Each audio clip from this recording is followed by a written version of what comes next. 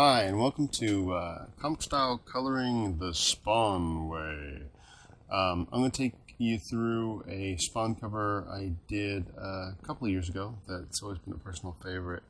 And I'm going to take you through every step from scanning, flatting, to final coloring.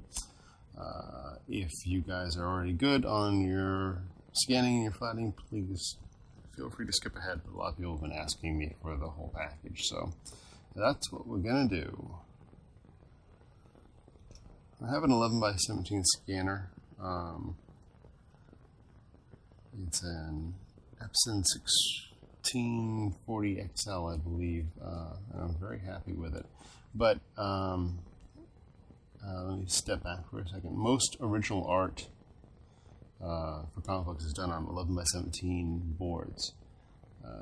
That's why it's nice to have an 11 by 17 scanner. But most people don't want to shell out the money for 11 by 17 scanner. And for years, when I was first starting to do this stuff, I scanned on 8.5 by 11 scanners and just pieced them together. The trick is when you do that, just make sure you scan with a little bit of overlap. It'll make it easier for you to put the halves together. But that's a fine way of doing it as well. And you can get scanners that are practically state of the art 5 years ago. Today, they're brand new, for $99 and stuff. So, I also have the small version of my 1640, which is a great scanner as well. So, I'm going to scan in grayscale, and I'm not going to let the scanner decide much for me. I like making these decisions myself. I mean, you could scan in black and white bitmap mode and let the scanner make a lot of decisions, but I'd rather have some control with levels and such, and I think you get a better scan at the end of the day. So anyway, I'm just going to go do a raw grayscale scan. If you have stuff too that's very fine or kind of stubborn for you to scan, I would suggest scanning it even in RGB and then do your levels and retouch a little bit and then get it to grayscale if you have to, or black and white if you have to, because you just have more information to work with.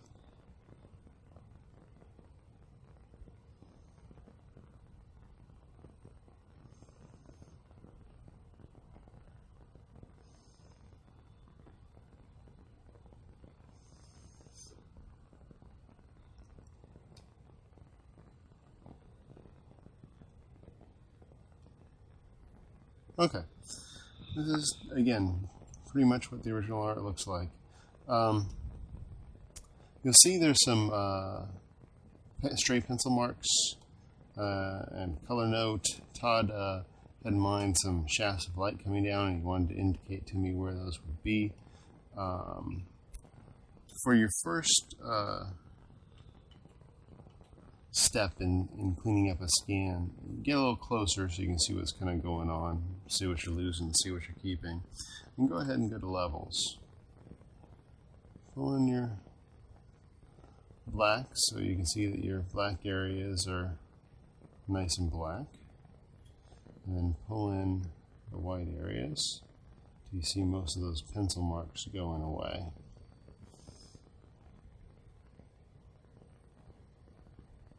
You don't want to do too much. See, if I go too far, it gets a little too thin on us. This looks pretty good. Again, I'll just do a quick loop around to make sure I'm not missing anything. And we hit OK at that point. Now, if I notice there are some little bits of stuff, I'll use the dodge and burn tool on highlights to get rid of, further kind of use it like an eraser and get rid of little stray pencil marks if I see any.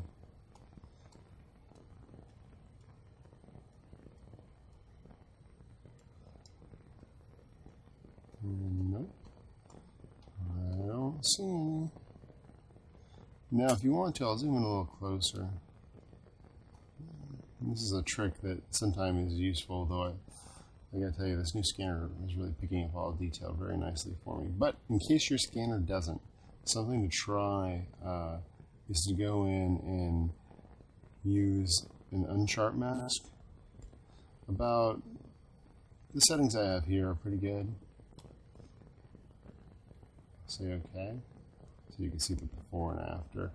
Really, again, this scan was pretty darn good, but you can still sharpens it up just a little bit. I'm not going to do it on this, but I just wanted to show it to you guys in case you want to use it as a trick to bring out a little more detail in your scans. Alright, I'm going to go to the pencil tool just to clean up some other stray little things real quick.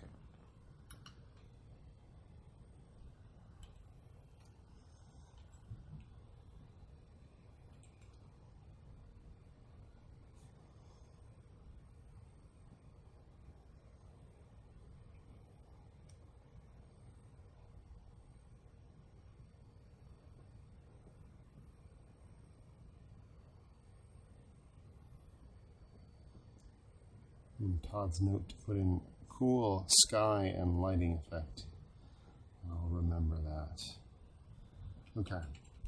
Now I've talked before about most scans for most color work are just purely black and white, which means bitmap. And I'll show you what I mean by that. If we're going real close here, you'll see there's shades of gray in this line art. Okay. Now what we're going to do is mode change this to bitmap. We want to keep it the same DPI that we scanned it at and use a 50% threshold method. If we don't use 50% threshold, then we'll get dot patterns or basically our other options, and we don't want to do that. We just want black and white, black where the ink lines are and white where the paper was. So I'll do OK. And now you can see that the gray is gone. I'll undo it. See? With gray, without gray, with gray, without gray. Okay. Now let's go ahead and save this because this is our line art. And we want to keep our line art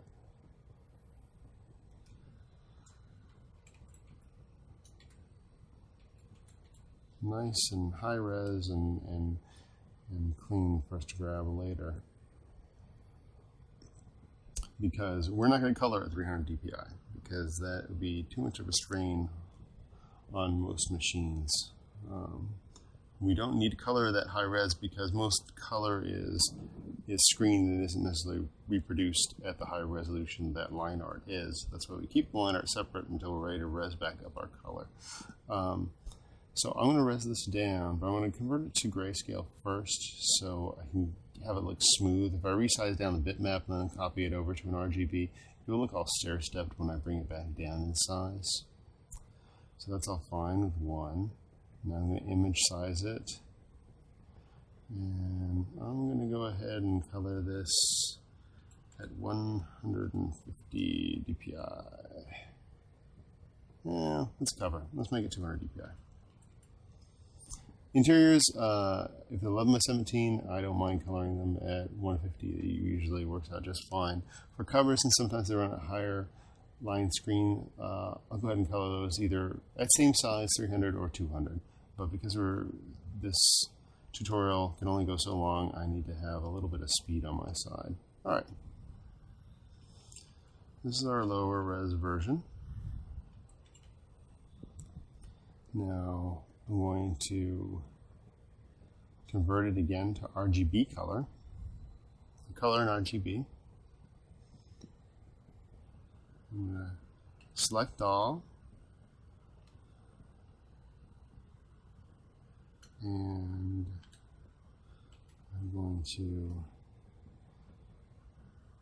Control or Command cut that file out, add another layer. On that new layer, I'm going to paste it back in. I'm going to set it into multiply mode. Okay, so our background layer is going to be what I'm going to color on. Our top layer is in multiply mode, and what that means by having it in multiply mode is, let me just put in some big broad brush strokes of color. If I start coloring, you can see the color, but it doesn't block out the line art. Okay. So now we're going to do the next step.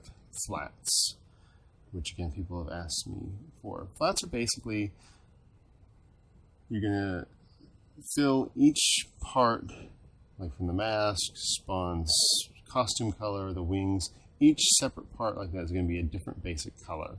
So it'll be easier for you to magic wand the area if you need to rework or change a color for an art director or for an editor, or even just simply experiment more as you're working with the piece. And you'll keep the flats after you do them either in a channel or another layer, so they're always there for you to go back to pick at. So let's go ahead and start. I'm going to start the flats, and then I'm going to do an easy bake oven thing. Sorry, I have some flats that I've finished. So I'm on the background layer. I usually like my flats to be sort of monochromatic, so I'm going to kind of do a cool gray thing here. First thing, I'm going to fill the whole thing with color. Pick a color, fill it. Sort of like a painterly thing, just thinking of toning the canvas.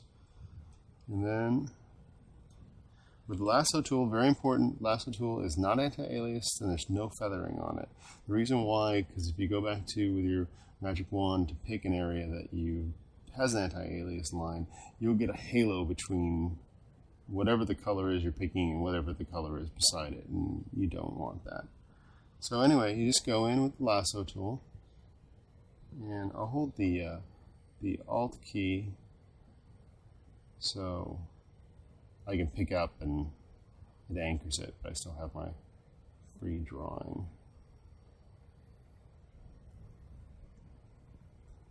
And I'm just going in and I'm basically selecting the whole area of the wing, and I'm going to fill it with one solid color.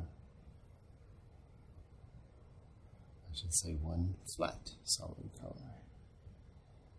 Doesn't matter if I go into spawn at this point, because I'm going to basically you work from background to foreground when you do flats, and since spawn's in front of the wings, I'm going to go right over what I'm doing here anyway.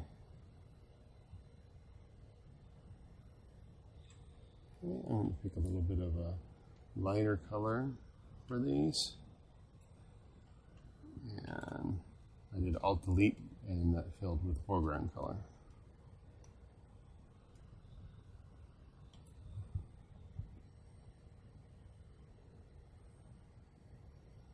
And you just continue like this. It's like tracing. It basically is tracing an outline of the piece you're doing.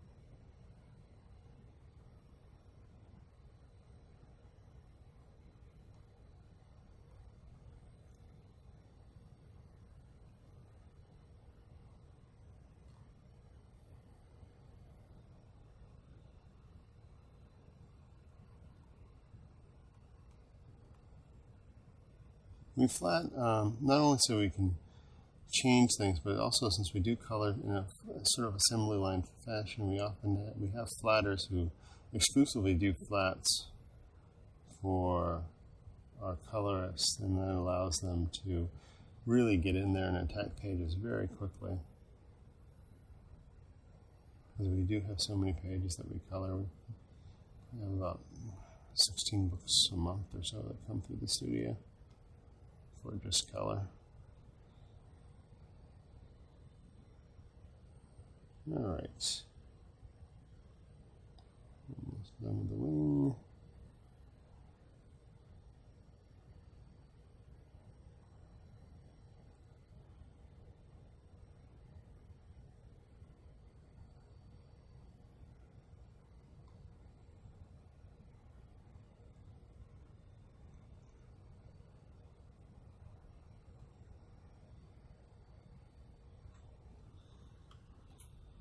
All right. And basically I have all those the wing done. I'm going to go ahead and save this. Remember to save.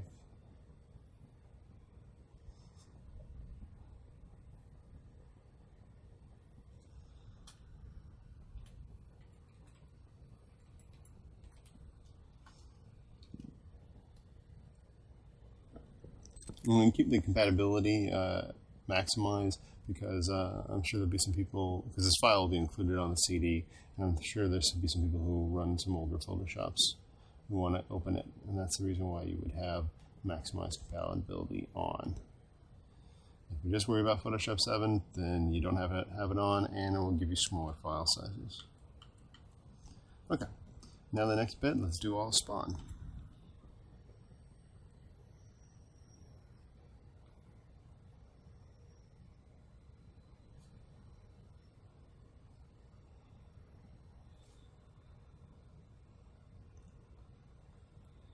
I'm also coloring at 800 by 600, so as my producer tells me, it will run better on most people's machines. So you'll notice my Photoshop is a little cramped. I normally like working at minimum 1024 by 768, and the higher res, the better. You notice some little holes in some of the blacks. It's not bad scanning, that's because they did some splatter on this piece, and I'll show that to you when we get over there.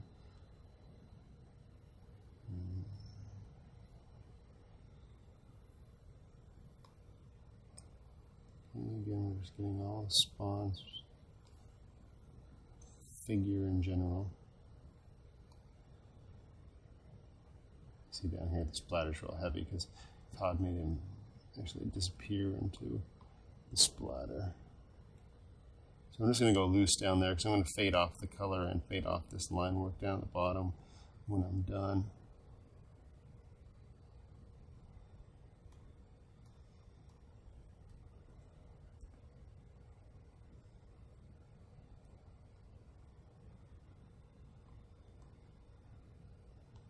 Again, holding down the Alt key so I can have an anchored lasso as I'm also just drawing, so in case you get tired or whatever.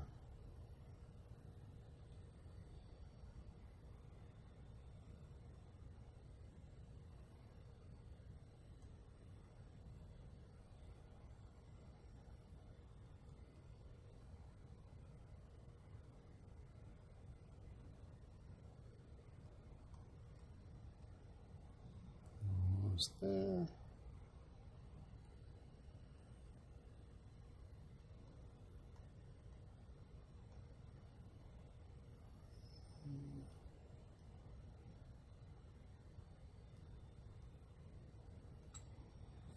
Alright, and pick a fairly dark color for spawn.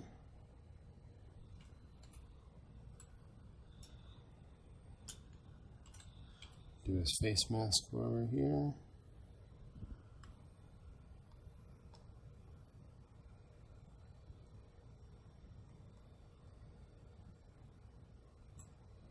Don't worry about flattening when you go into a big black area, because it doesn't matter if you go into it because there's going to be black on top of the color. So.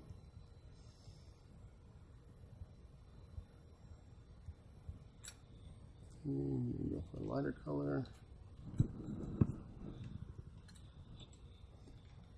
Eyes.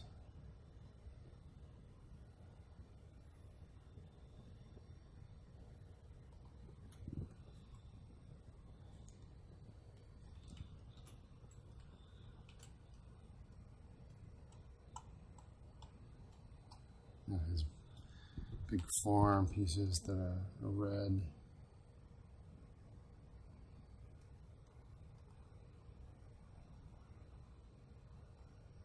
Now I'm going to go ahead and go off here, go into the hand.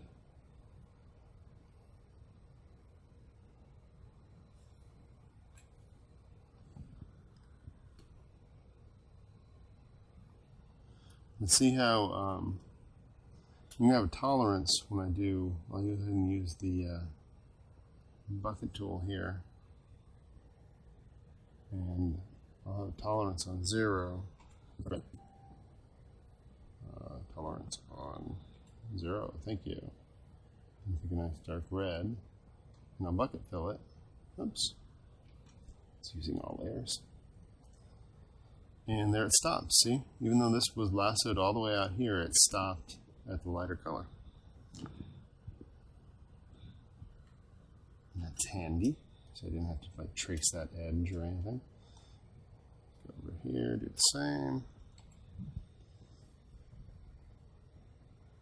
Make the bracer start about up here. It goes over this part of the hand.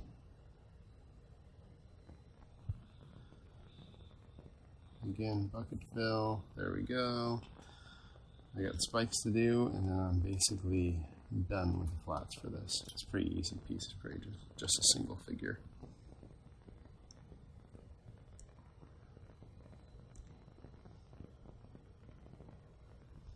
Again, I can go into the other part of the red. And I'm going to do it up here too, this other spike. There. Oops.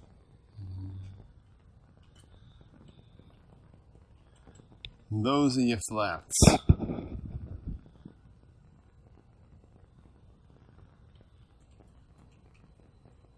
Save.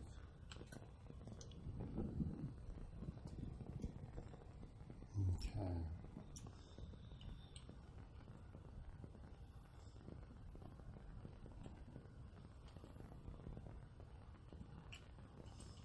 Now I made a mistake of not cropping him tight enough, so normally on the cover it's going to be much smaller than this, but I can't crop. I have to be very careful. Don't crop this image after you've scanned it and res it down, because you're going to res it back up and you're going to want your original scan of the line art just to be able to plop right over it. You don't want to have to be moving that thing around and lining it up. If this stays the same proportion, then great. So to make up for my mistake, I'm just going to add another layer, and I'm going to make a frame, so I don't really have to worry about what's not going to show on the image.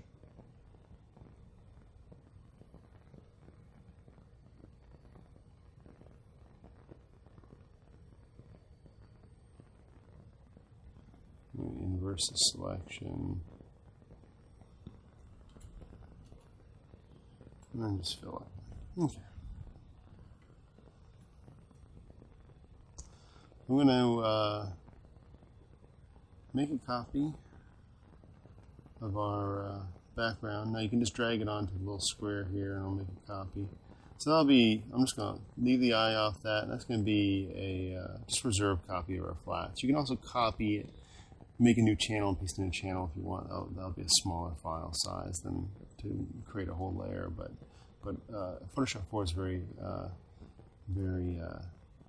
efficient with its layers. I wouldn't work layers too much in Photoshop 3, but from Photoshop 4 on up, I think you're good, because their memory management for the is much better.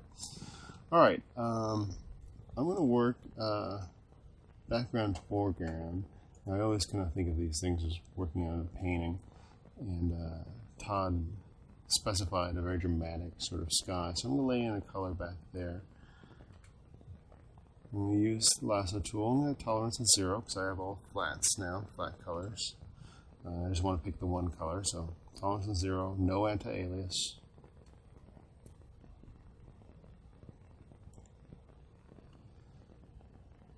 Man, just filling it with a solid color.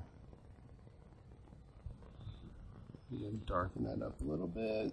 Actually, I'm going to use human saturation. Darken a little bit.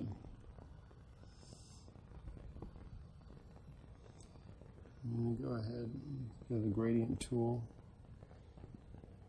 I'm going to pick a lighter color, something maybe I got foreground to transparent on that pull. Not quite that much, so let's go ahead and drop the opacity and do that again.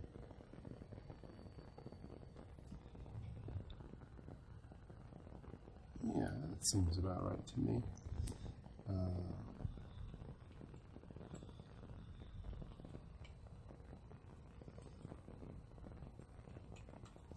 I'm going to start laying in some cloud shapes. I'm going to use the brush tool, and I have specifically an airbrush brush that I've created that you guys will have on the CD too if you want to use it. It's very similar to the earlier regular Photoshop airbrushes that I used to use a lot. I'm going to pick a darker color, a little more desaturated for the cloud shapes. I'm just going to go in and start, laying in some shapes. Really kind of basic. Since these are clouds, if you wanted to, you could even, if you wanted to go really fast with your backgrounds, you could do these backgrounds at about 100 dpi or less, and just res them up because they're all sort of airbrushy, smooth skies, and they really are tolerant to that sort of re-resing. Just work on it, on a separate file and such.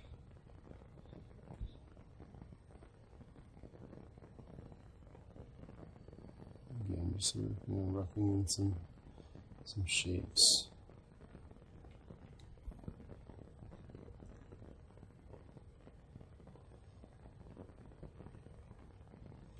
It doesn't look like much of nothing yet, but not many art pieces do when you're starting them.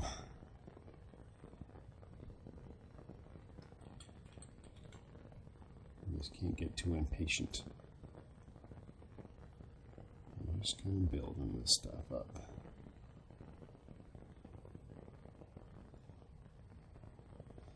There's going to be a light coming in. I'm probably going to do on another layer with an effect layer. So again, we're just dealing with some clouds and stuff. And I really just want to, at this stage, get something back there that I can work with while I'm coloring the spawn figure itself.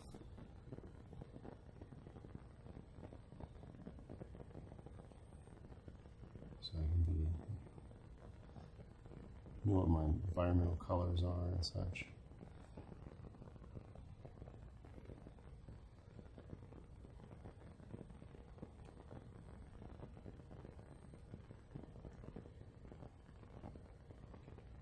Dramatic up here.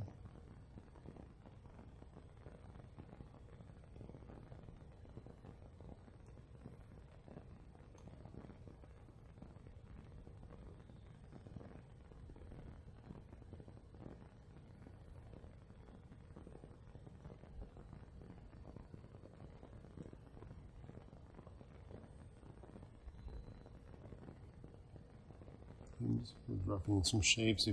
If you don't feel very confident about doing this sort of thing, just go on to Google and go on the image section or where you can browse and search images, and just type in dramatic sky or sunset sky or something, and you'll find some pictures there that you can use as reference. By all means, never copy and paste that stuff into the background. But looking at it and going, oh, that's how a cloud kind of works, and this kind of setup kind of helps a lot.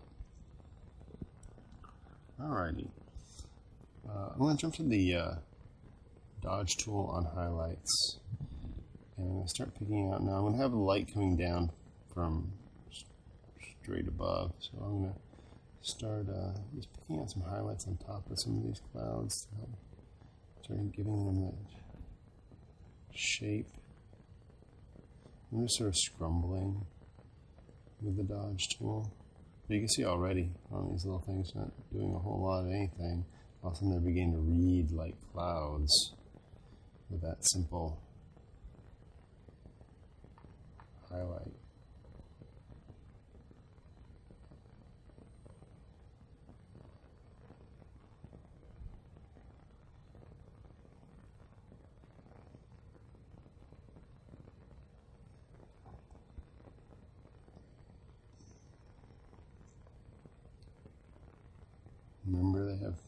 Clouds have shapes and forms. All these are going to be kind of a cumulus-y kind of shape. I'll play with some other things, but nice dramatic cumulus thunderhead sort of.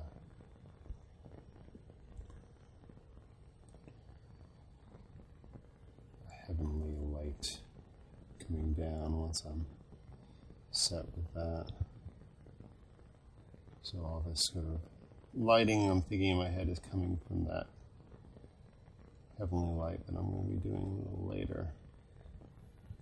But I do know essentially its direction, so I can start affecting my objects that I've created with it. Gotta be careful with the dodge tool. If you use it too much, see how that kind of what the heck is that? You want to have it on a fairly low opacity to keep control of it. I got it on 30.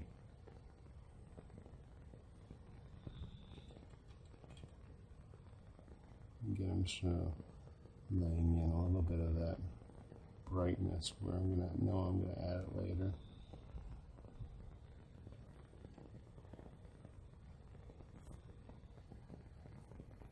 I really could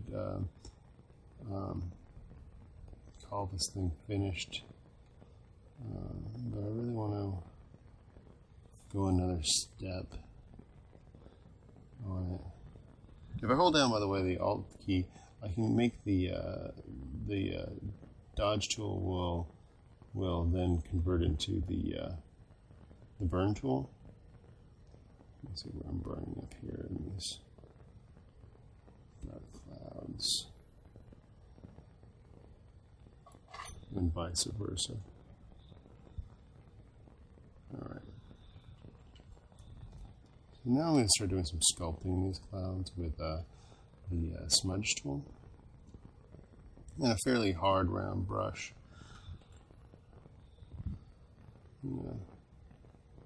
Start really kind of sculpting the heads of these guys.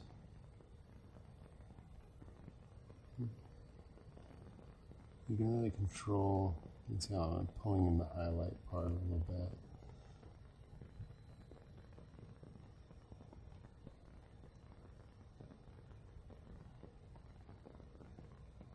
It's kind of like if you've ever done oil painting or pastel or even pencil or charcoal, it's like kind of smudging that stuff around. I think it's probably most like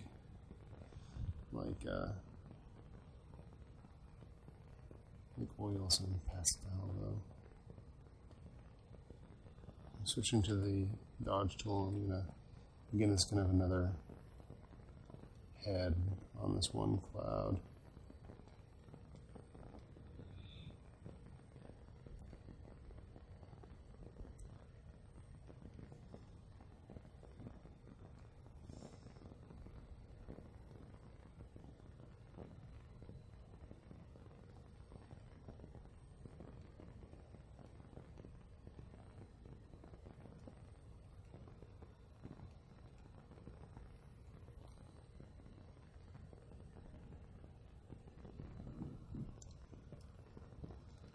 I can really start adding some nice detail in here with that smudge tool. Really kind of painterly.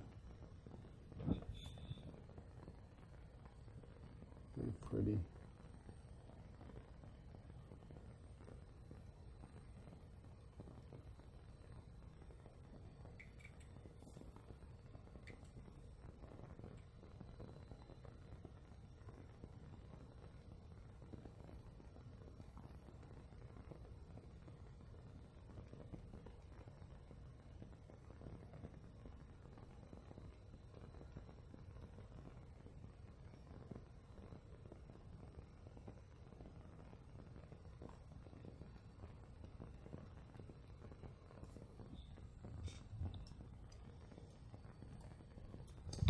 Just using sort of round motion.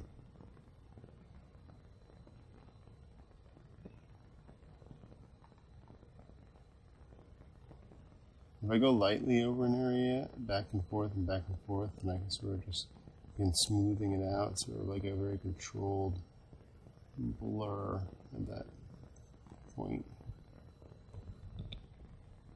You can always go back to brush tool too to smooth things out. I'm holding the Alt key, so I'm picking from the colors there. Into the storm cloud.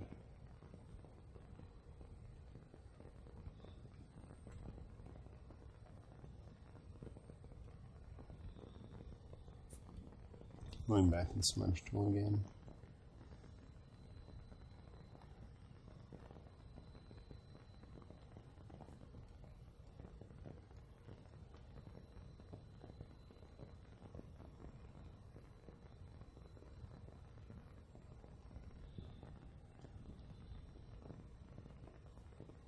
Yeah, again, I think you can really see how it really helps shape these things and give them a bit of an illusion.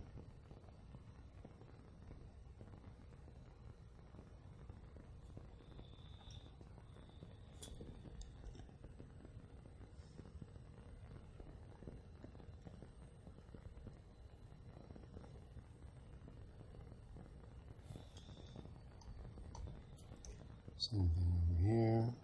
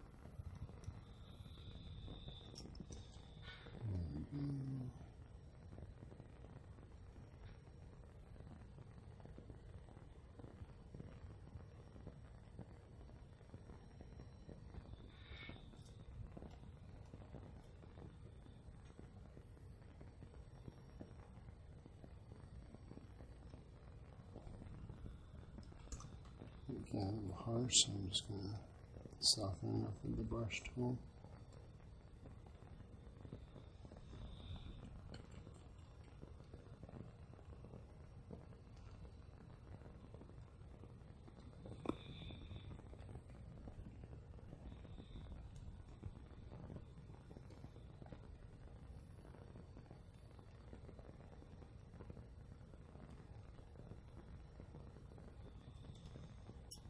Again, just shaping this outside a bit, pulling, I can pull a little bit of the shape in there.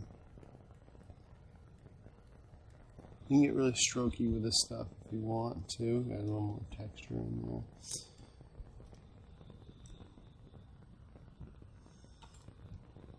And going back with the brush tool again.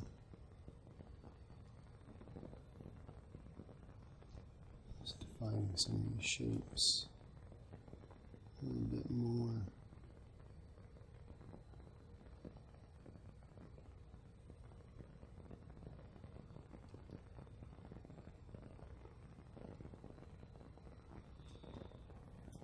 Dramatic sky. In 10 minutes.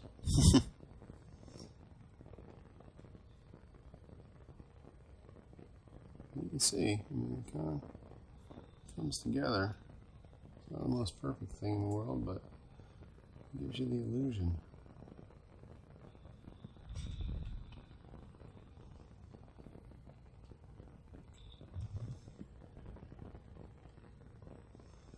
Okay. I think I'll feel comfortable working in this now. I'm going to go ahead and jump in and start coloring the figure, and I'll jump back to the sky again later when I'm ready to do the effect on it, the heavenly light. This spawned early on, and you might see we've been doing spawn since I think issue 41 now, and it's on issue 133 now, so we're getting close to our 100th issue anniversary on this book. When Spawn started, he was a dark blue, sort of a darker version of a Spider-Man blue. But as it kind of went on, it became more and more of a dark gray. His suit was always black, and often in comic books, blue becomes black. But we try and treat it more as dark as we can do black without losing detail in the ink. So a dark, cool gray is what I have here. I'm use the lasso tool. Now, what I normally do is I attack these things where I know where my light source is. There's going to be warm light coming from above, and then I'm going to have some cool, a little bit of a cool sort of reflected light, almost like, though you can't see it in the picture, that there's either snow or a pool of still calm water that he's floating over or something. But anyway, again, the idea is to be dramatic with this, so that's what I'm going for. So I think I'm happy with this as my dark, so I'm just going to work to light. I usually work dark to light, so I'm going to leave that flat. I'm just going to go ahead with the brush tool and start laying in some basic shapes here. I'm going to pick a color that's warm, but not too.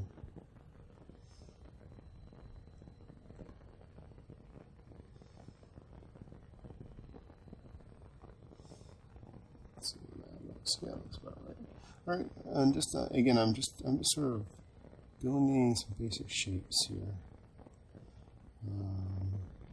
Shape of chest getting hit.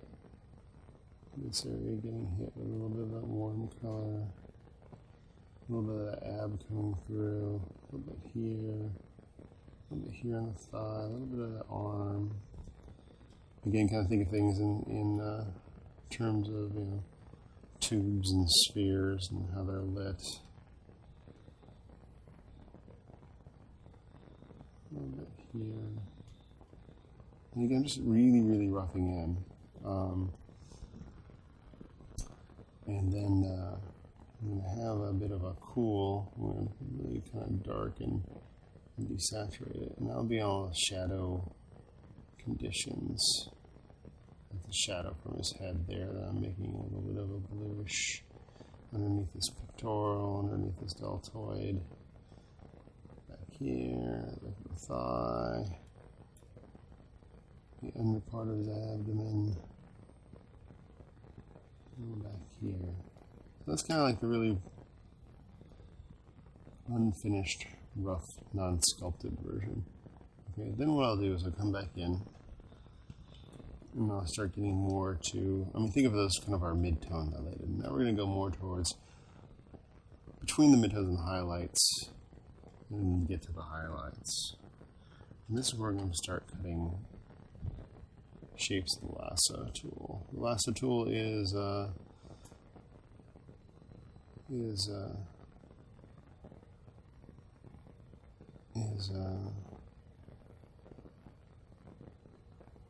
not anti-alias, and there's no feather on it. Though you could do that if you wanted to. I'd rather kind of keep it hard, and then I can always use a smudge tool or whatever to kind of soften it up later if I want to, and I'll show you some of that when we get to the wings. Some techniques for doing that. Anyway, let me get back to Spawn. Okay. I just hit the selection, and I just want to hit, part of it and let it fade away. I'm not trying to hit the whole shape that I'm selecting here. You want to see someone who's really good at doing that. Look at some old Vargas paintings. He was great. You can tell where he cut the shape and then just let it kind of fade off.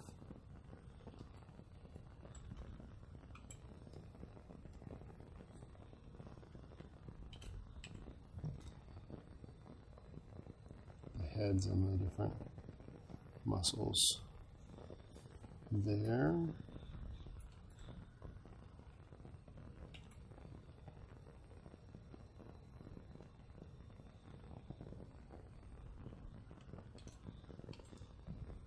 chest.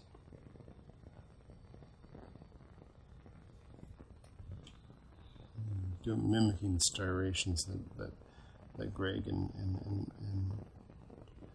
Todd did over here.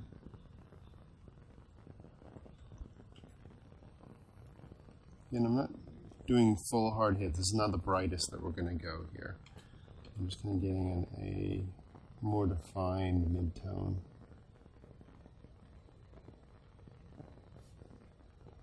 Holding the shift key down so I can do multiple selections at once.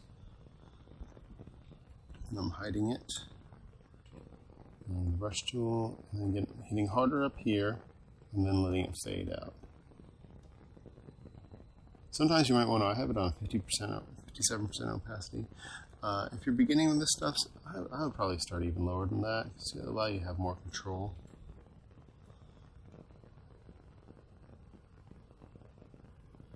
And the shapes you're cutting, think French curves, think smooth, think following the form. Again, I'm going to be light here and then a heavier hand up top.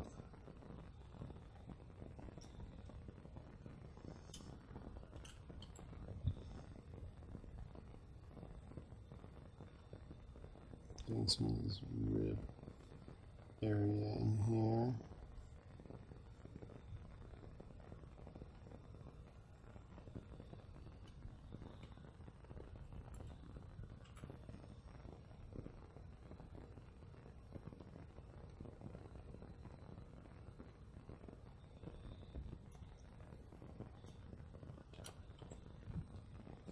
And the thigh.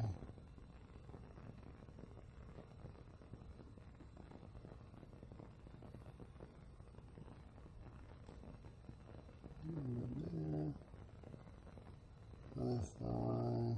Again, I'm holding the shift key. I'm going to go harder up on top of the thigh, so light is fading off.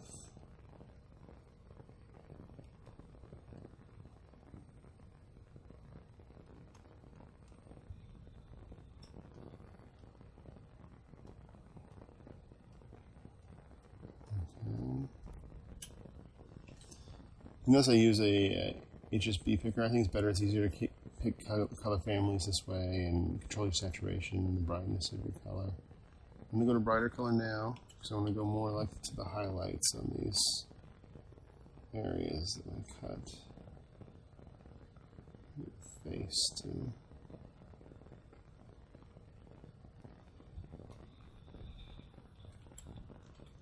Again, I'm going to hit harder up on top of the shape. Try to let it fade off a little bit.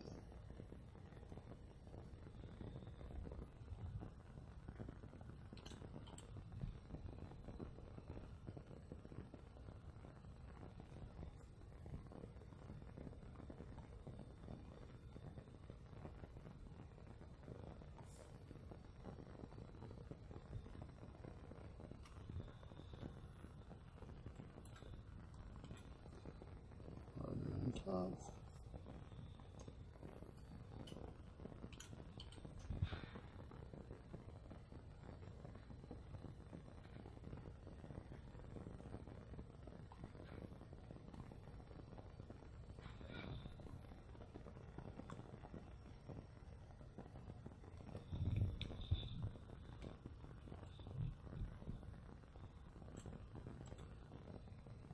Hard on top. That's hard. Again, I'm just kind of going with the direction of the light here.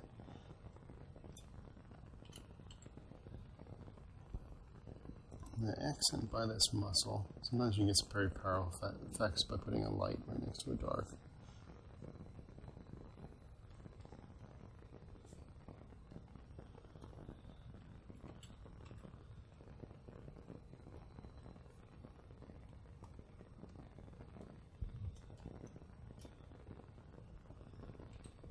This a little bit here.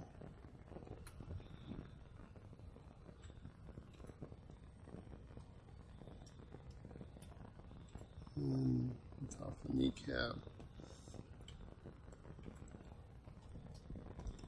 Okay. And that's pretty much our warm colors. Now I'm going to go in and render in those reflected area lights that I talked about before.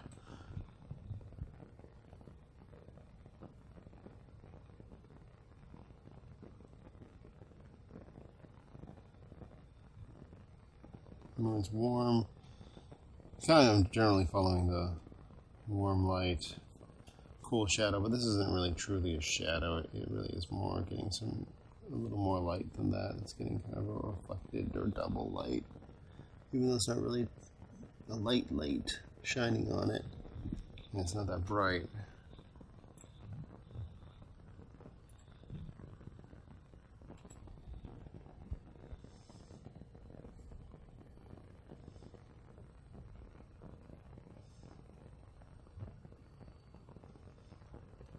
I'm hitting pretty lightly here with this color.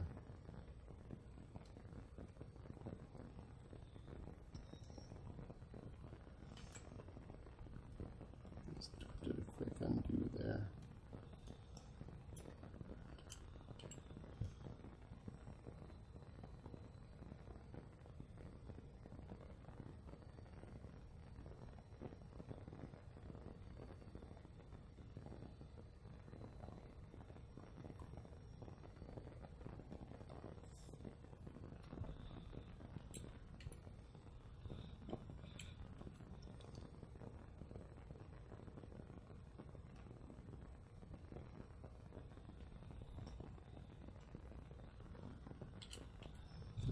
Cage.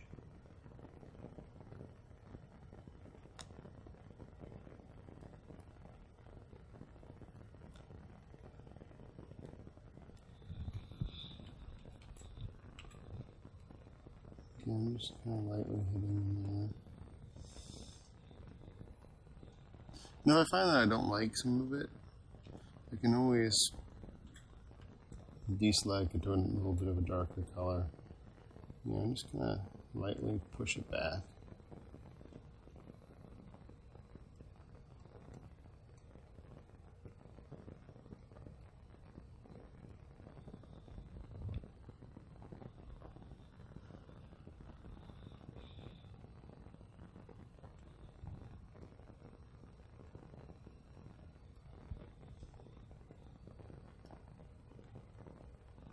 Give it a little bit underneath this jaw here.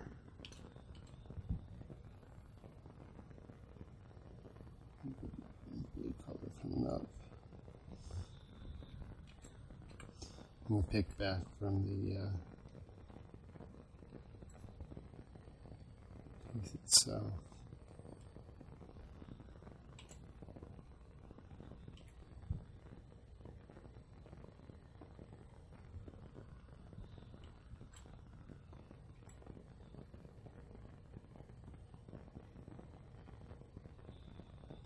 More shape, but essentially that's the spawn body done. Sometimes it's kind of fun to look at these things without the line art. And when I do a digital painting, it really essentially is attacked a lot in a very similar way. Just the level of rendering is what makes things different. I'm going to save. I should have probably done that before now. Alright, now let's go ahead and do the face mask and his arm bits, and then we'll jump to the wings.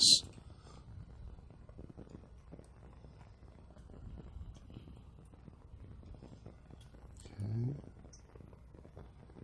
Magic wand. You'll notice that the magic wand didn't catch the whole area because I went over this bottom area of the mask with a little bit of that bluish reflective color.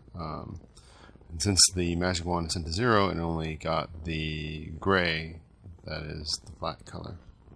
But that's okay for what I'm doing right now. Okay. I'm just going to loose airbrush the model first, then I'll go in and do my frisket cuts.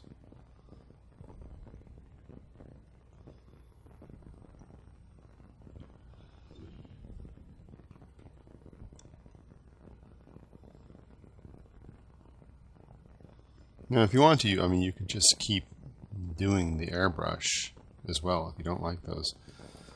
those cuts that people use a lot in the comic style stuff right now. You could just keep rendering with the airbrush until it's finished. A friend of mine, Drew, does a very good job of doing that. His stuff gets practically photorealistic. Alright, now I'm going to lay in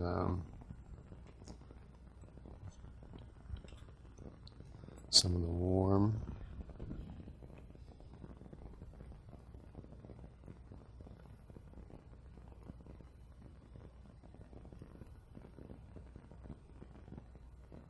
Again, he's being hit but from light from directly above. Now I'll do some frisket shapes.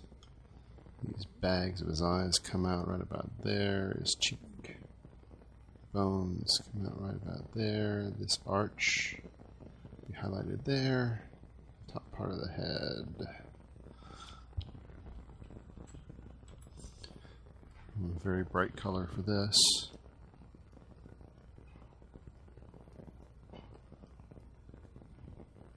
Again, just going to use a light touch. Build up the color. Once you get more used to doing this, you can always go for the one stroke. That's always the optimal, is you always want to be able to do the whole thing in one stroke rather than fudging around with it.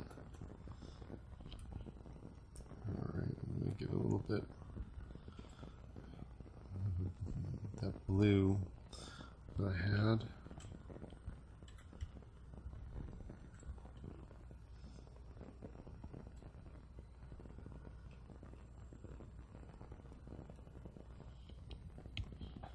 There you go.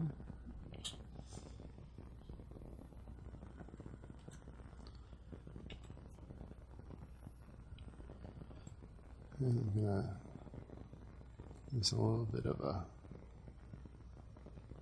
rim highlight here.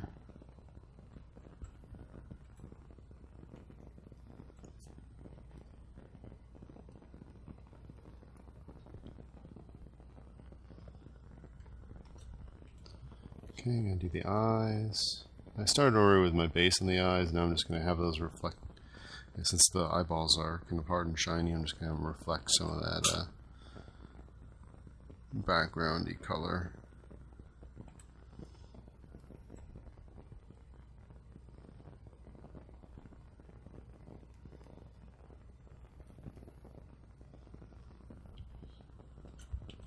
And then a smaller selection for a smaller, brighter, harder highlight, which is something that shiny gets.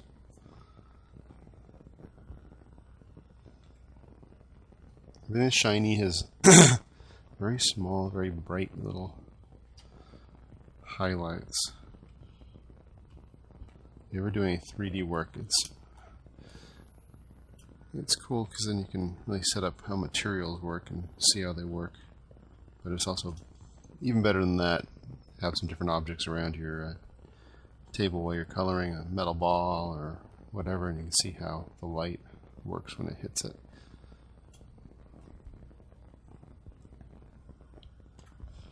Again, just kind of roughing in the shape first with a quick brush. Again, the brush I have is in my airbrush mode.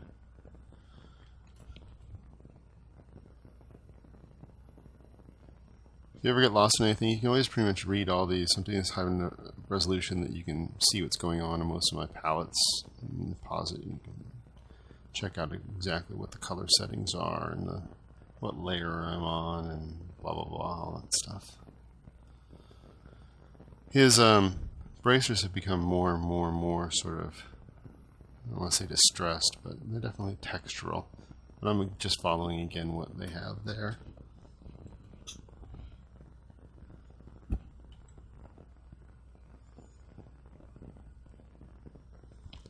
And I'll do some brighter ones as well.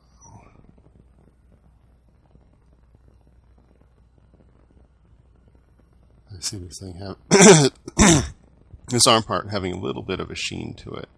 Not a lot, but just a little bit.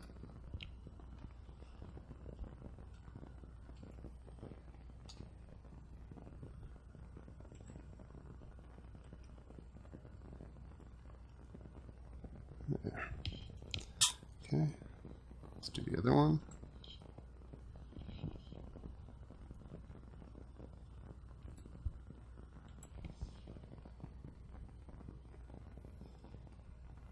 Again, just kind of lightly. Again, that shape would be kind of a tube shape if you had to think of it that way.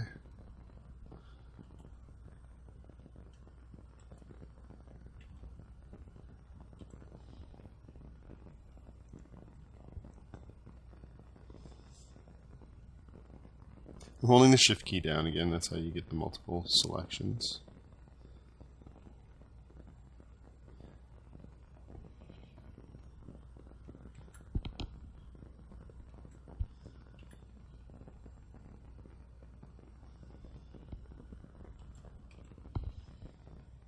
I'm going to go a little brighter. And someone's right along the highlight area.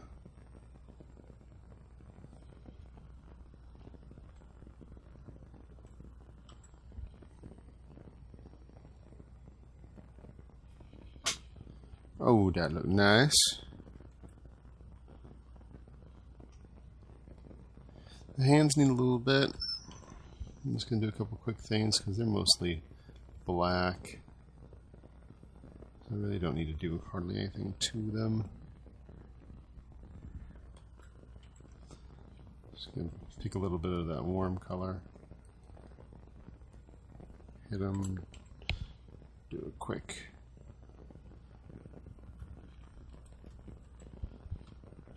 Pick another highlight color from something I've already done. I'm just eyedropping it. Okay, let's do his spikes. The spikes, Greg already drew a horizon line. Anything that's sort of reflected and shiny, horizon line is the key to making it work. If you want to see some nice illustrated reference from metal, you can always look at Jaime Shirayama's work is wonderful, or look at some real chrome. But anyway, so it's going to be warm on top, cool on the bottom.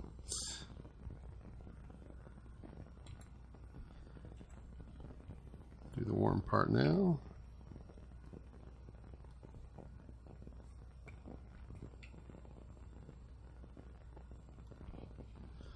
And do the cool part.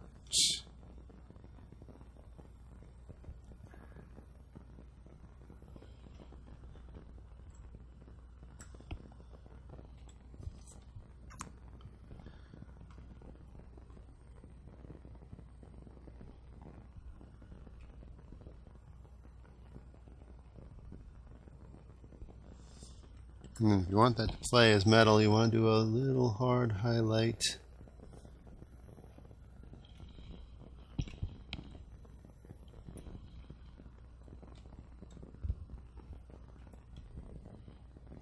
I'm almost going to go to white.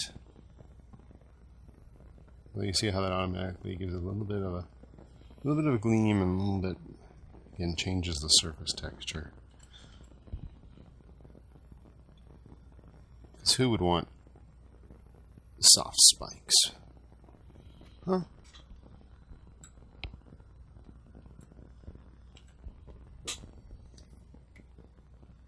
Again, I'm picking that base color and I'm bringing up the saturation a little bit, bringing up the brightness to get that harder highlight color that I'm hitting. Alrighty. Alright, Spawn himself is now done. Let's go ahead and attack the wings.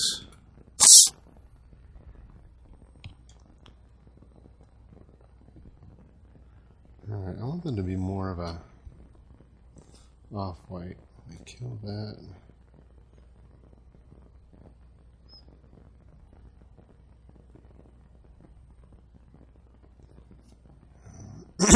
Move my swatches up here. Alright. Something like that. I'll delete. And is that going to work for my base? No, I want to be a little bit more like that. It's too peachy at the moment. I don't want it to be so peachy. Alright, I can make that work. Okay. Now again, I'm just going to hide the selection, and then with my tool in the airbrush mode, I'm going to start sculpting out this area. Spawn's going to have a cast shadow, so I'm going to hit that now.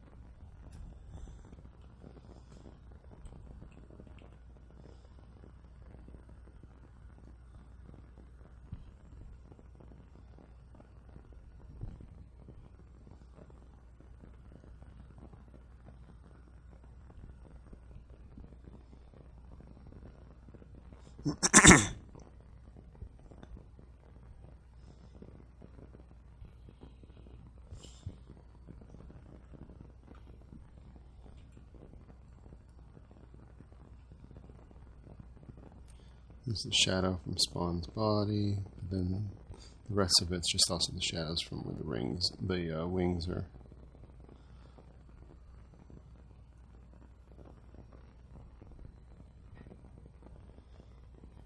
And again, this is kind of just getting the general shape.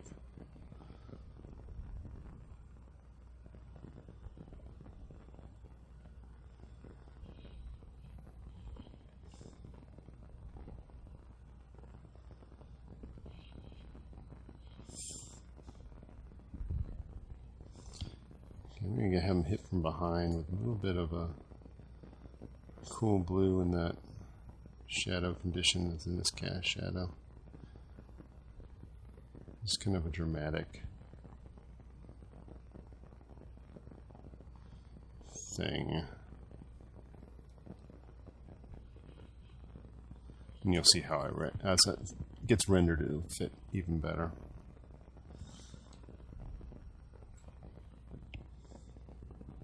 Alright, let's go ahead and start putting in our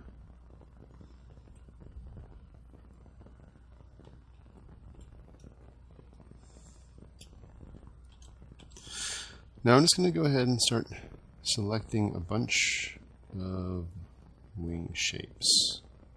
Not too small, I'm hitting pretty much the full shape of each little feather.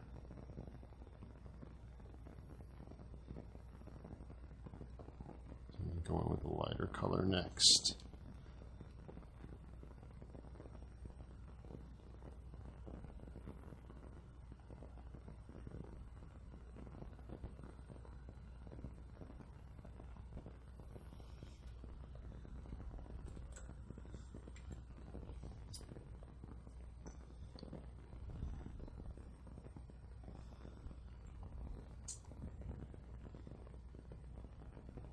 Okay.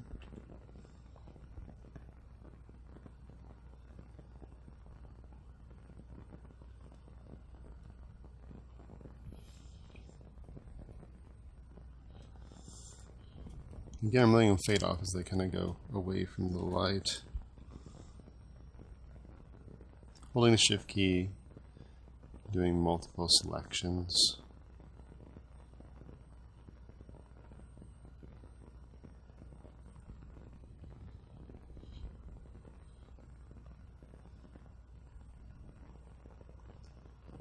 If you're beginning doing this, I might not do as many selections as I'm doing right now. I kind of know where I'm going with it. There's one big feather right here.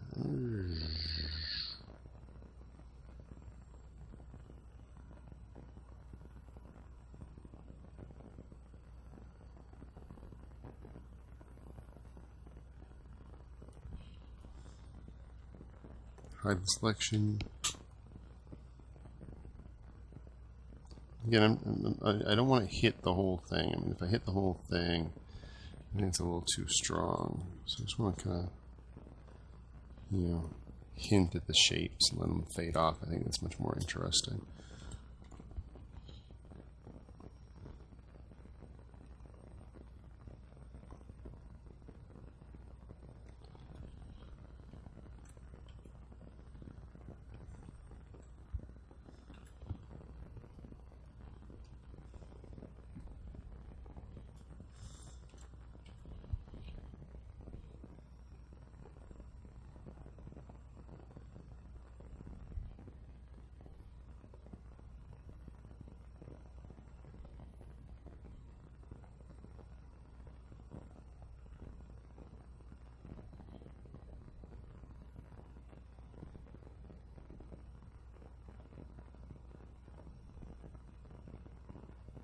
You always hit the Alt key and remove part of a selection if you don't think it's working. Again, these are still kind of general shapes. I'm going to do a little blurring to this afterwards, but I'll show you how that works. A little bit bigger brush. I think you should always, that's something we didn't talk about before, when you're working, have your preferences set on brush size so you can see the size of your brush.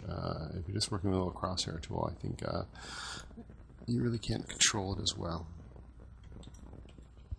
Okay, I'm going to do the parts that are getting hit next to the cast shadow.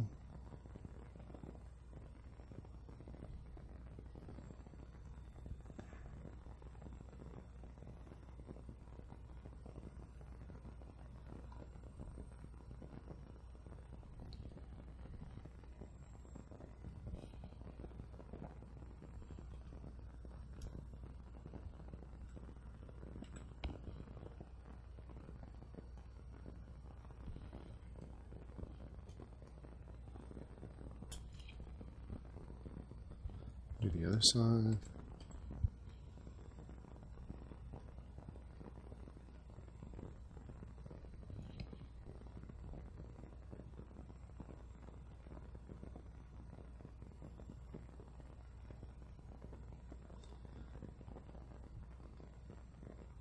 Too many feathers on this piece.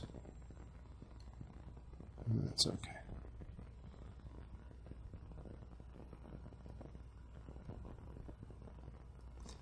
I'm going to fade these out, but I need to have something there for when I fade out. And you'll notice also the line art doesn't continue down there, but it looks kind of weird without any kind of hint of feathers. So I'm going to add them even though they're not there in the line art. But again, I'm just going to let it fade. Hit it harder up on top and let it fade out on the bottom.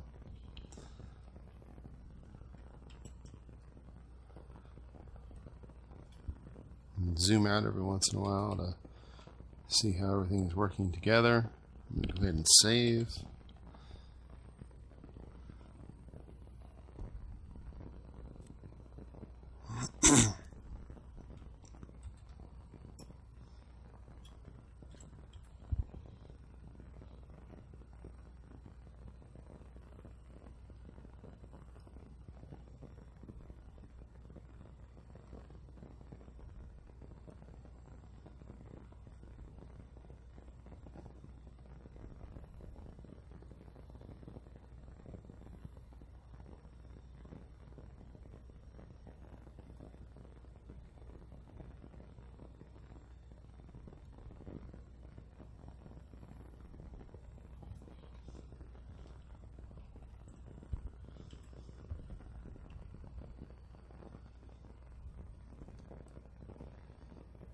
Again, still using the brush tool.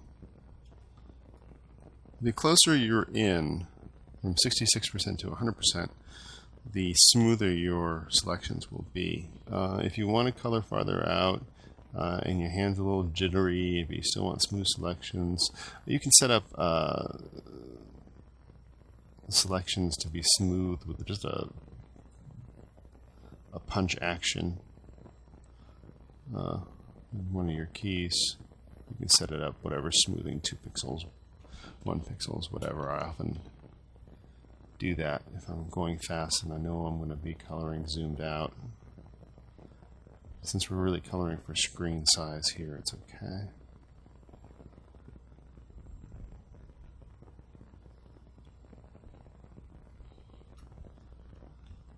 Alright, selection, brush tool.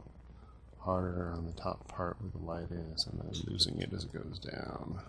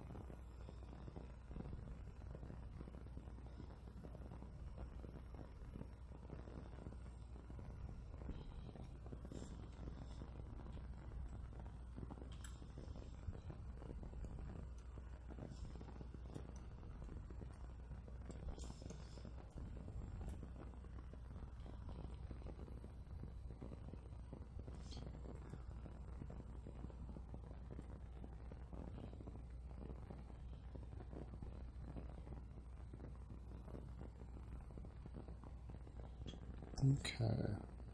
I'm just kind of eyeballing it and deciding what I need to do next. Start doing the some of the wing shapes or feather shapes in here. Holding the shift key again so I can grab a bunch of them. You know, I wouldn't use the anchored lasso for this because it takes too long. You don't really need that. Again, we're kind of throwing shapes that just are hinting at feathers. They're not exactly feathers. You know, half of the art of this stuff is really just getting the symbols and what makes the eye kind of, oh, okay, those are feathers, you know.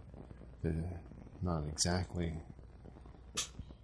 feathers, okay, but they make you think of feathers, so that's what we're after.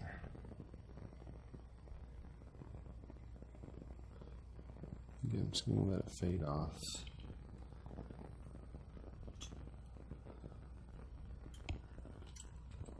Same thing on this side.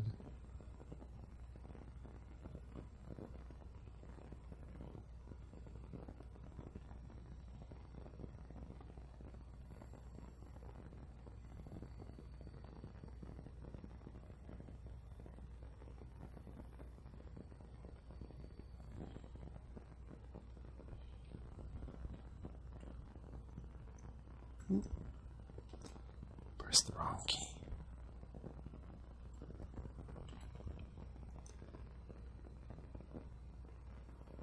I only have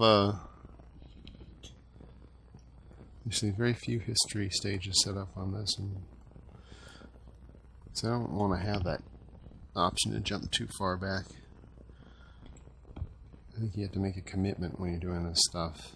And if you have too many undos, it gets in the way.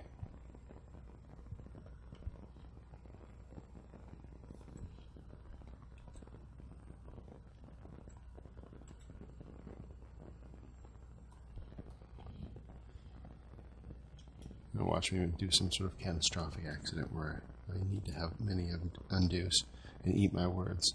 Okay, I'm just going to generally block in this one area where they have such a bunch of negative rendering, so I'm not going to go in there and render the little hair things, but I'm going to put some color behind it.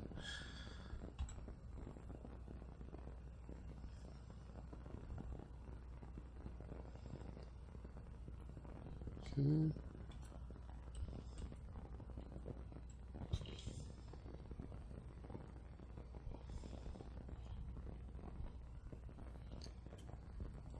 Carry that color. Let's see, do we still have the selection? No. Going to our flat so I can get those wings again.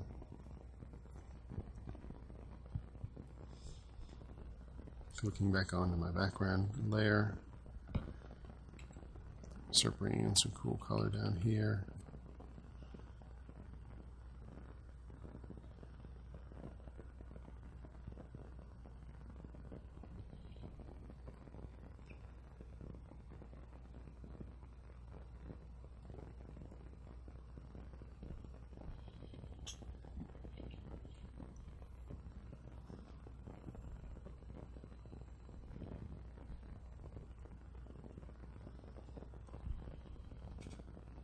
Okay, start doing these shapes down here.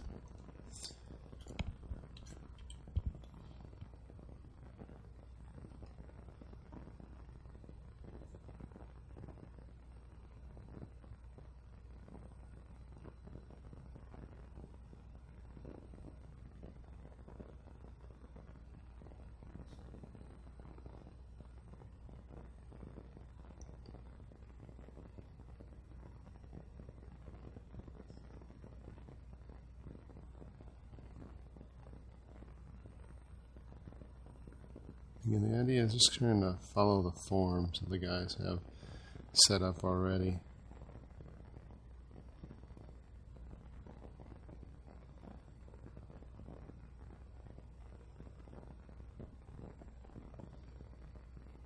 You don't want to fight against that ink line. You want to complement it. Or pencil line, depending on what you're coloring.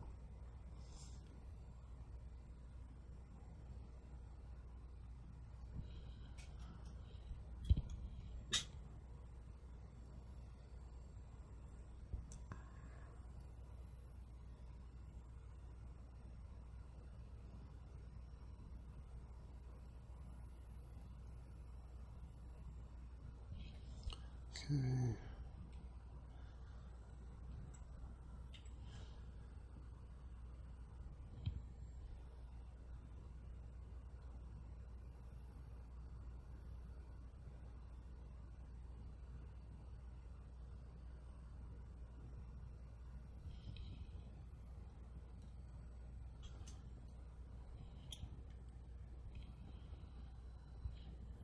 Let's see.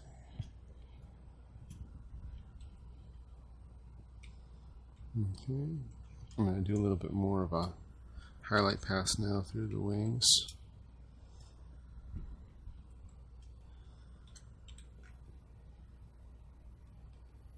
Smaller friscuits than the first pass.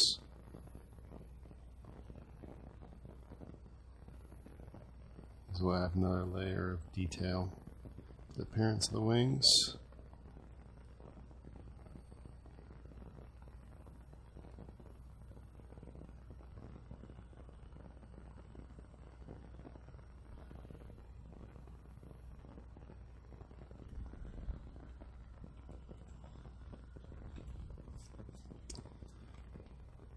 Pick that color I have already, put it all the way to 100% brightness and almost to white.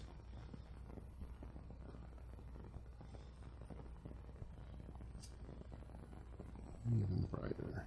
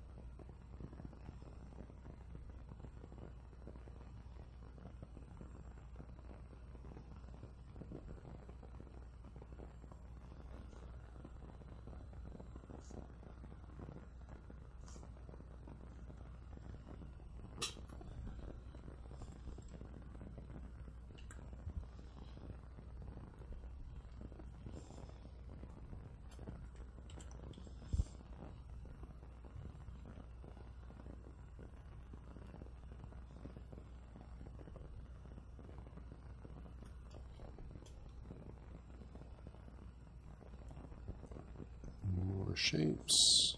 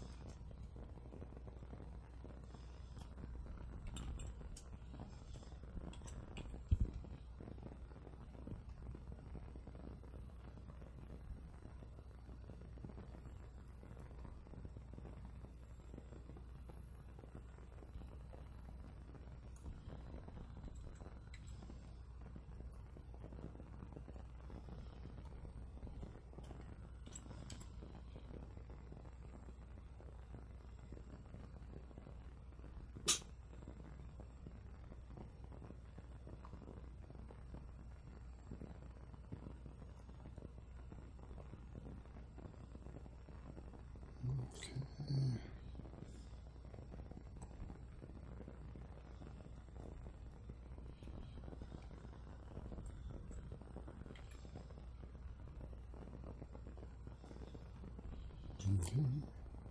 See, by going really hard right next to that shadow, kind of emphasizes the shadow.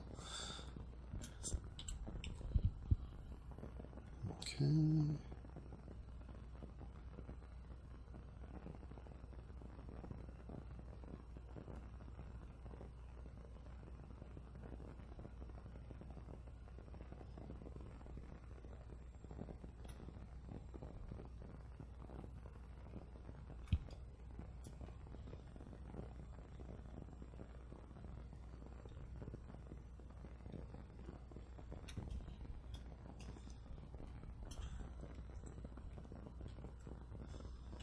Okay, again with the airbrush tool, go up. A lot of rendering going on these wings. Okay, but we're almost there. And we can go next to our fine-tuning our background and our heavenly light effect. If you guys have any questions that maybe I go over or just skip or something or you missed, on the website www.digitalarttutorials.com, it's also on the package for the CD. There's a message board. You can always ask questions. I usually get on, I try my best to do weekly, but it's pretty close to that regardless.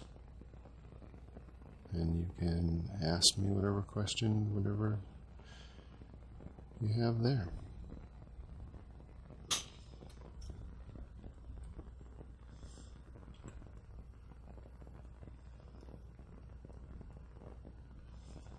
Okay, that looks good. Or better. He's looking a little bit more angelic to me. Can we do another quick pass at these feathers? I'm going to do some other, well, you'll see. The bluey ones. Again, this is the idea of just getting a little bit of reflected light. It's not strong blue, it's kind of a nice little pale blue.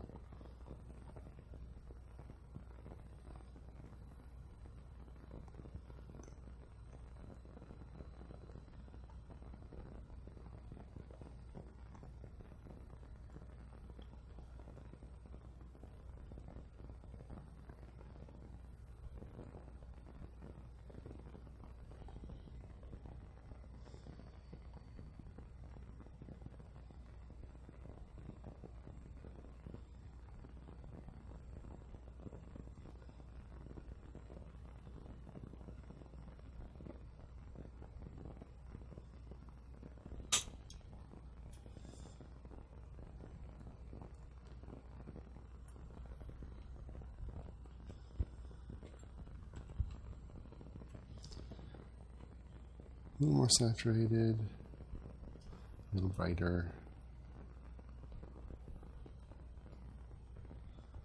Depends what you're coloring, but that's a general good rule of thumb. Okay, now I'm going to want to fade some of these as they go down. So what I'm going to do is I'm going to select these feathers. I'm going to copy it, paste. I'm going to Gaussian blur. Okay.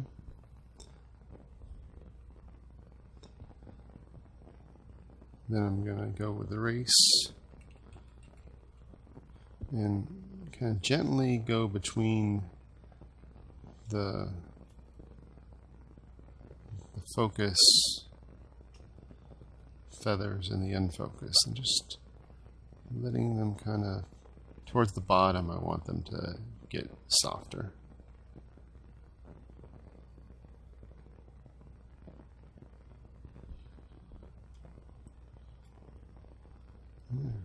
Nice and soft. This was before, and that's after. It just kind of softens them up a little bit. Then I'll go ahead and just merge that layer down into my background layer. I'm going to do the same thing over here.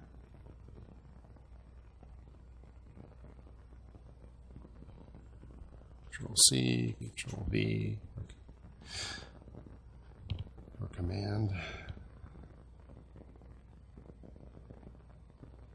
And then I can just do the same blur because it saves it up here.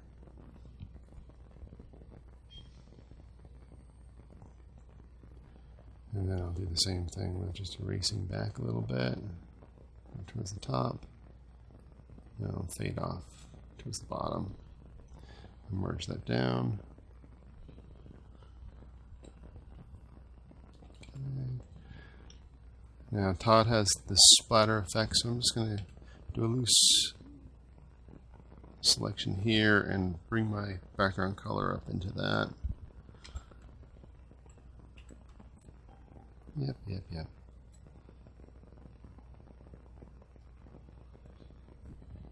Should be going more towards the cool, so it's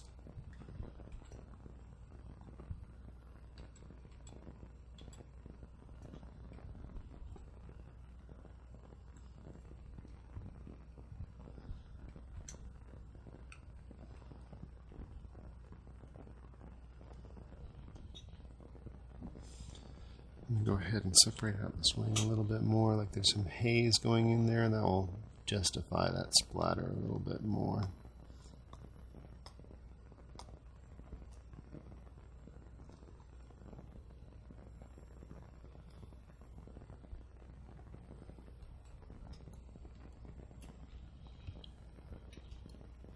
Fix this by holding the shift key.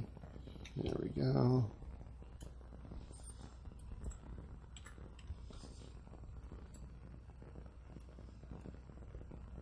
Helps pull that wing forward too by doing this.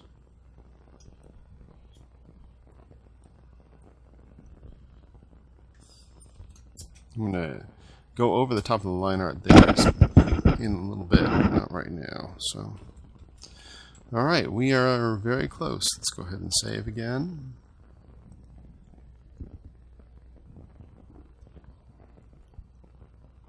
Alrighty, all right, let's work on our heavenly light. All right, so we're going to do another layer above the line art layer. This layer will be in screen mode.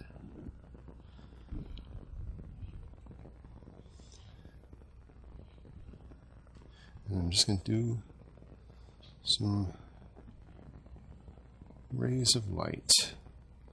These are going to be the bigger rays of light and the more subtle ones. You'll see they will look quite hard. Pardon me for hitting the mic. They'll look quite hard to begin with, but since they're on a layer, we have infinite control over them. So I'm going to hide them.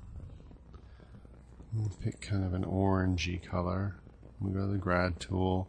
Foreground to transparent is how it's set up. I'm just going to pull it down.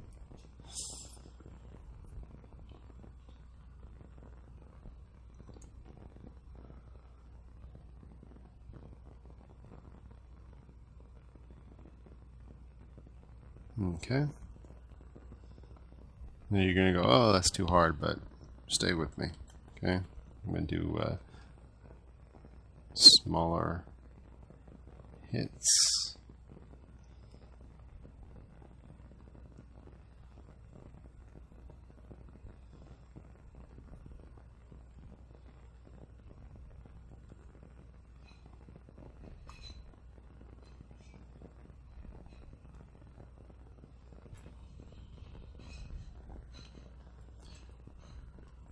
I get a brighter color.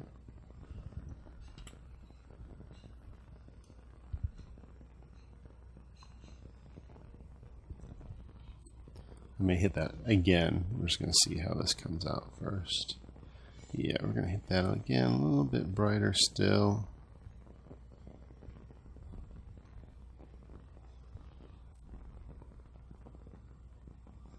Okay. Now again, you're thinking, that's no way to do that. Well, there's a method to my madness. What I'm going to do now, make sure you don't have it selected anymore. Go filter, blur, let's go motion blur.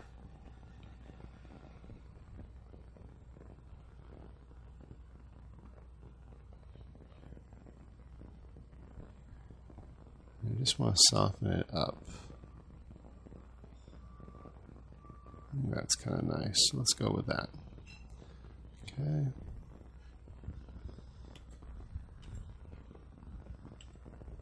I'm going to just hit a big shot up here where the light is coming out of the clouds.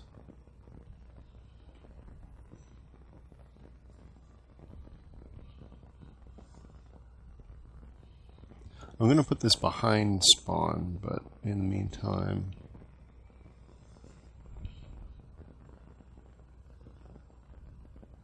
I'm just going to kind of make sure it's coming out all nice and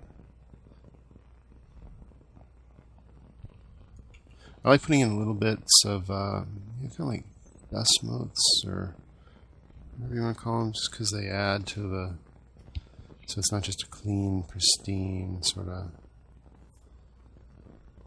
there's something in the air.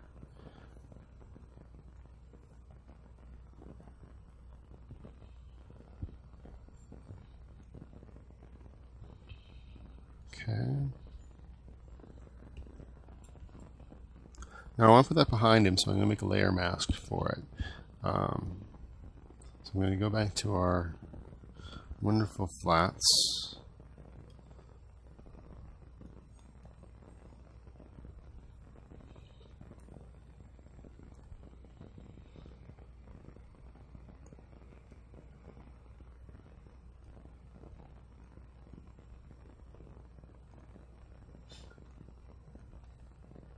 Another good reason to have flats. Okay. Yeah, be careful when you're too zoomed out. Sometimes you won't see details. Let's see if there's anything I'm missing. If there's anything I am missing, I can always just, oops, snag it.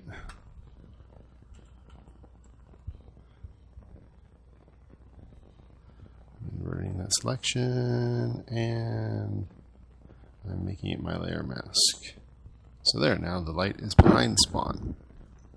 Now I'm going to take off, there's a little lock here that puts the mask and the color behind it, but I want to play with the portions of that light. And by taking that off, my layer mask doesn't move with it. I'm like, well, oops. It's on my... Okay. Just want to narrow it up a little bit, maybe turn it a little bit. See the control you have? It's really nice.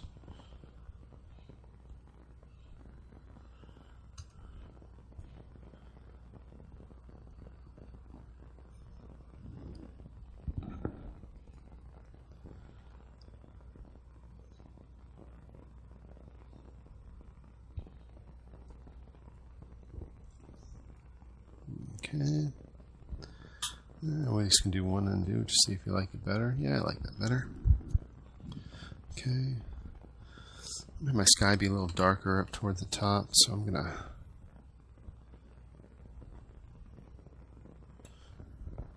go ahead and put in some dark clouds back there.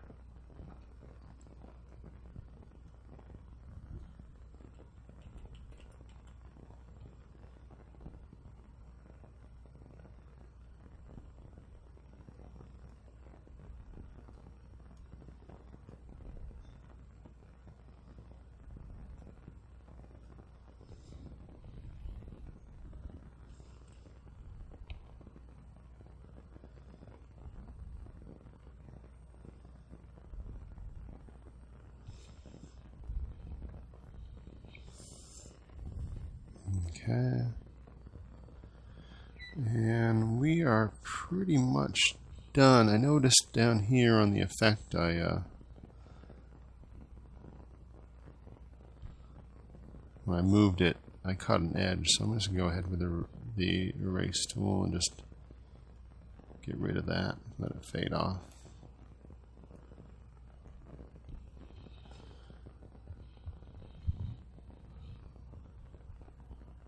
In the original piece that I colored, I had a couple darker clouds up on top that were breaking through, and what I might do if I was gonna play with that would be taking the layer and put some dark clouds on top of this area, but I kind of like it this way too. I'm just going to go in and tweak the clouds a little bit so I have a little bit of the dodge tool, so I have a little bit of that rim lighting.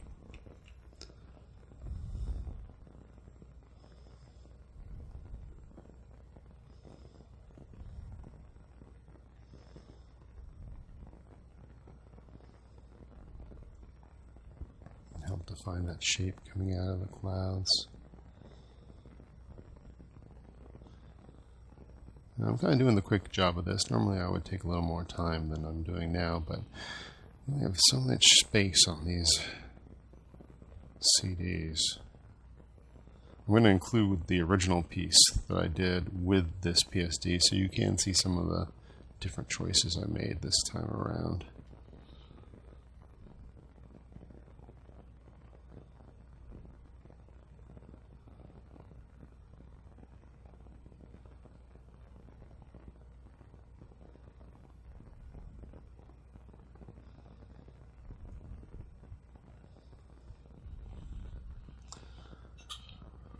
Okay. I'm going to go ahead and save.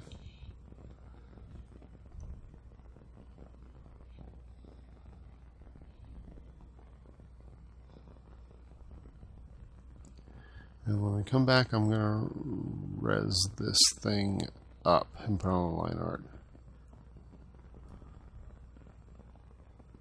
Okay, we're going to res up the piece and do a couple of tweakings on the high res, because sometimes you notice things. But let's res it up first so we can put our high res black line back on. So we're going to go image size. I'm going to go 300 dpi. Bicubic will give you the smoothest up-resing. So we'll do that. I'm going to hit OK. It's going to take a little bit because again I'm just on a Pentium 3 on this. So I'm going to actually pause the recording now, and so you guys don't have to sit and watch this thing. Okay, it's all resed up now. So I'm going to open up our original scan of the line art. Control A or Command A, Command C to copy the whole thing. Paste it in. Command or Control V.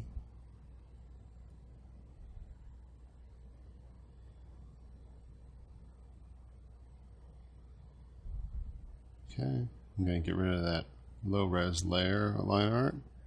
I'm going to put this in multiply mode. I'm going to get rid of my flats because I don't really need them anymore.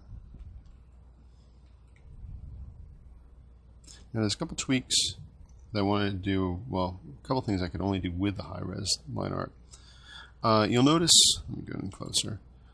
See this area here where the effect that's from the light is going to the line art up here too in the feathers, because we use the color flats as our mask on that layer. So what we're going to do is be in the line art layer, and I'm going to select the black little line art. I'm going to select similar so we get it all. I'm going to go into the mask channel. Notice I'm hitting on the mask, not the color part.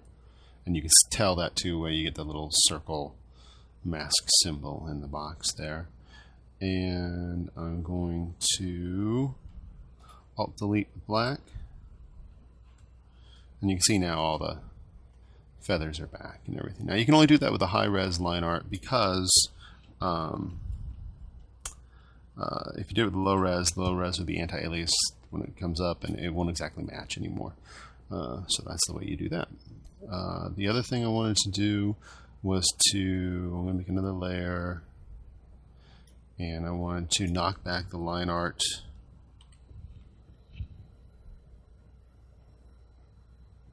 down here.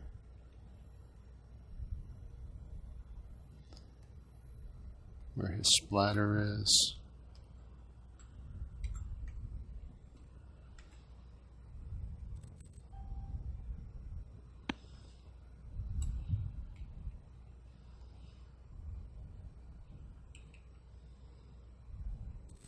The computer doesn't like working on this thing at 300 dpi.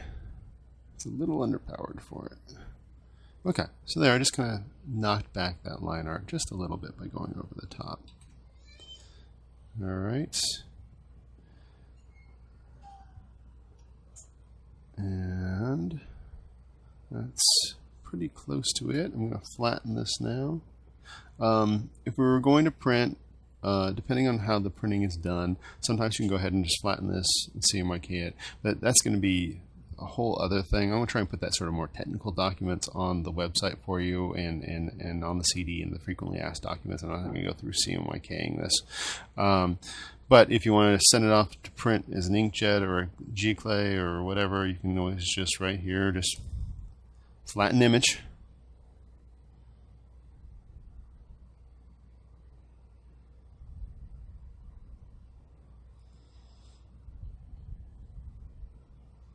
Go Pentium 3, go!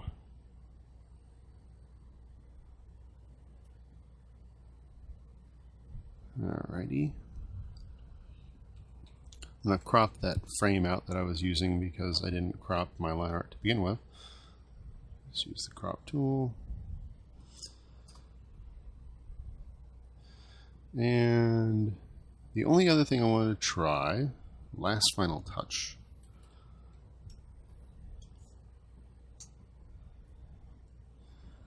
I'm going to switch my brush tool to smooth and hard, opacity up to 100.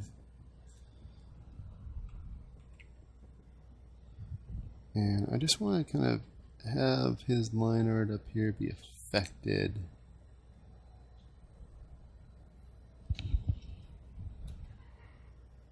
And a little bit of a rim light sort of thing on his shoulders and in the feathers. Maybe too much, but again, I just,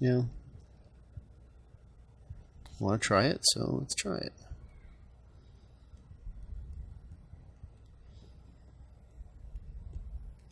It either works or it doesn't. And since we got in a layer, I can always undo it or tone it down or whatever. We hit the feather tops as well. I'm going to go a little sloppy because I'm going quick. Just want to see how this is all kind of working. I can always go back in and clean it up, with erasing and using the smudge tool.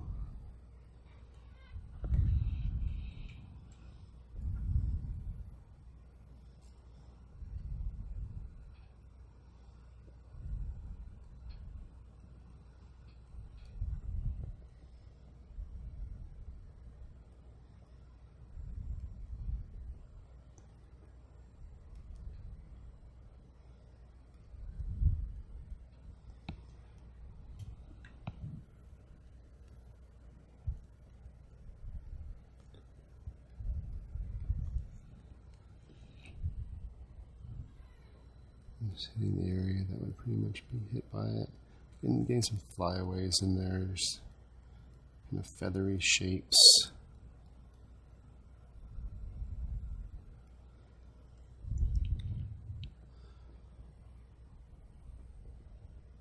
And again, you can see if I use the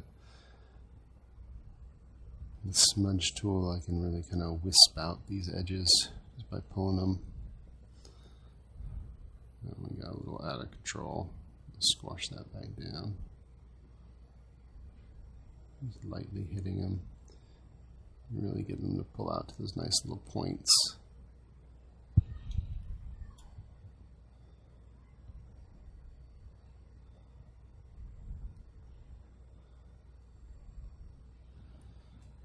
I'm going to go ahead and go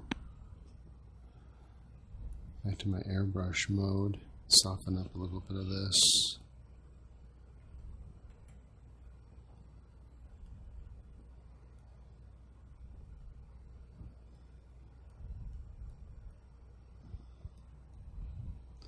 See if the screen mode makes this work a little better.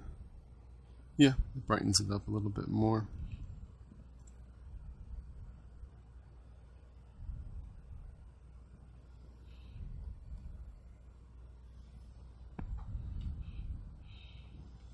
And there you go.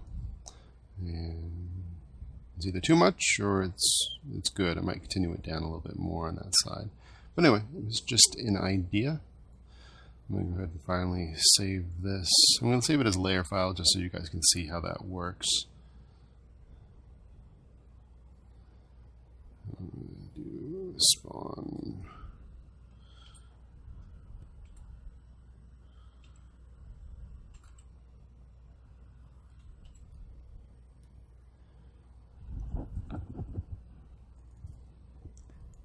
Sure. The other thing that you might want to play with on your own after you do a piece like this is at the end you can always do a little Awsome, so if it needs a little more contrast, a little less, that's a good way to pop a piece. But anyway,